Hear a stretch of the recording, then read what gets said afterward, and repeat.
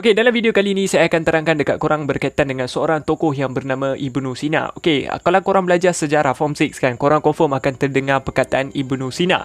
Okey, dia merupakan tokoh Islam dari segi perubatan, dia memang sangat-sangat terbaik. So, dalam video kali ni saya akan terangkan dekat korang siapa dia and apa perubatan yang dia telah buat semua benda. So, tengok video ni sampai habis. Ibnu Sina dilahirkan sekitar pada tahun 980 AD di sebuah kampung Asfana yang terletak di bahagian Uzbekistan. Kita sebut pasal Ibnu Sina ni, okey, beliau ni kalau korang tengok waktu dia muda kan, waktu dia kecil-kecil, dia sudah lepak dengan orang-orang yang dikira intelektual lah, orang-orang yang betul-betul pandai dari segi astronomi semua benda. Okey, kalau kita sebut pasal Ibnu Sina kan, beliau memang sangat-sangat pandai dari segi menghafal sesuatu benda, terutamanya buku lah. Kalau korang nak tahu, dalam usia 10 tahun saja beliau berjaya menjadi seorang al-Tafiz Al-Quran.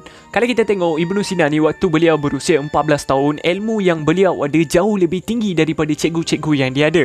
So disebabkan daripada tu, dia memang dikatakan orang yang betul-betul padu lah kan. Orang-orang sekeliling dia pun betul-betul hormat dia. Kalau kita tengok Ibnu Sina, beliau sangat-sangat pandai dari segi matematik, falsafah, astronomi and banyak lagi. So disebabkan daripada tu, dia punya ilmu ni memang dikatakan sebagai padu lah waktu ketika itu. Ketika berusia 16 tahun, Ibnu Sina mempelajari bidang perubatan dan hanya 2 tahun kemudian beliau berjaya menjadi seorang pengamal perubatan bertauliah yang dihormati. Pada ketika itu, ilmu perubatan ni boleh dikatakan sangat-sangat padu. Siapa yang belajar ilmu perubatan lepas tu dia memang mahir, ramai orang akan hormati dia. Ketika itu sebenarnya kalau korang nak tahu, ada banyak penyakit yang kita tak tahu nama lah. So disebabkan daripada tu, even ada satu ketika tu ada raja datang minta tolong dekat Ibnu Sina.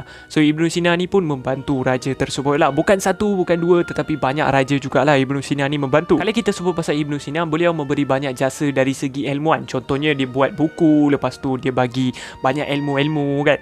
So disebabkan daripada tu, saya nak share dekat korang beberapa buku yang dikeluarkan oleh Ibnu Sina. Ibnu Sina ni pernah buat pelbagai jenis buku. Dalam buku tu kan, buku yang betul-betul viral adalah The Book of Medicine. So kalau korang tanya dekat aku, buku ni sangat-sangat viral pada ketika itu, sampaikan orang-orang barat pun datang menerima buku ni. Kiranya diorang meminta buku ni lah untuk ilmu-ilmu perubatan. Buku ini terdiri daripada 14 jilid dan telah digunakan sebagai buku teks perubatan di Eropah dan Empire Islam sehingga ke kurun 17. And ada lagi satu buku yang betul-betul viral yang telah dikeluarkan oleh Ibnu Sina. Antaranya adalah The Book of Healing. Kalau korang tengok dekat buku ni, ia mengatakan pasal logik, sains semula jadi, matematik dan juga metafizik. Secara keseluruhan, Ibnu Sina dikatakan telah menulis lebih daripada 400 penulisan meliputi pelbagai serangkaian ilmu, yang mana hanya 250 daripadanya kekal wujud sehingga ke hari ini.